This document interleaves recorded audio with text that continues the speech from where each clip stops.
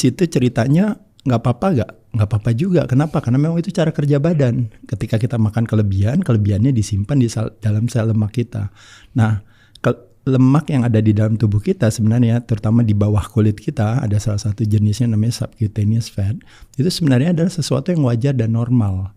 Ketika kita kelebihan makan, disimpan dalam sel lemak. Makanya kenapa orang yang gemuk atau berlemak itu sebenarnya yang saya sering katakan nggak pernah boleh kecil hati, karena orang gemuk itu sebenarnya tabungannya banyak. Tabungan dalam bentuk apa? Kalau misalnya di bank dalam bentuk uang, kalau tabungan dalam bentuk apa? Kalau orang bilang kan pasti dibilang dalam bentuk lemak kan? Sebenarnya bukan, tapi tabungan dalam bentuk energi. Jadi energi yang nanti disimpan. Nah, makanya kenapa saya bilang adalah satu hal yang sebenarnya unik ketika kita ngomongin bahwa kalau orang yang gemuk sebenarnya orang yang hemat energi. Karena dia punya antisipasi kalau seandainya satu saat nanti di seluruh Indonesia atau di muka bumi Indonesia ini mulai besok itu seluruh makanan itu hilang dari muka bumi, maka orang yang gemuk dengan tabungan yang paling banyak berarti umurnya paling panjang. Sedangkan orang seperti saya dan kawan-kawan yang misalnya, waduh itu hebat ya six pack ini apa, mati duluan. Nah jadi di situ artinya saya mau katakan adalah bahwa berarti bagus dong ada cadangan energi yang disimpan di badan kita. Nah cuma problemnya kita makannya tetap terus banyak.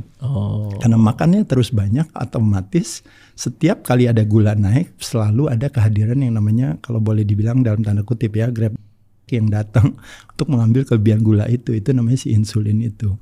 Nah produksi insulin yang berlebihan tiap kali ada makanan akhirnya ditaruh di sel lemak, ada makanan akhirnya taruh sel lemak.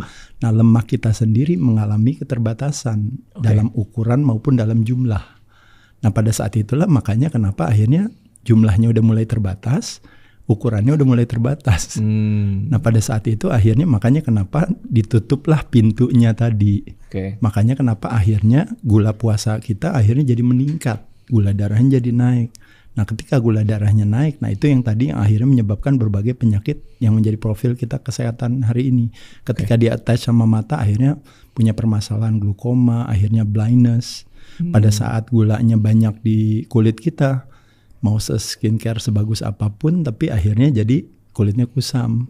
Ketika gulanya adanya mungkin di pembuluh darah kita, akhirnya makanya imunitas turun karena akhirnya sel-sel mulai dari virus, bakteri, sel kanker atau apa akhirnya jadi kan hadir. Luka jadi nggak mudah sembuh juga.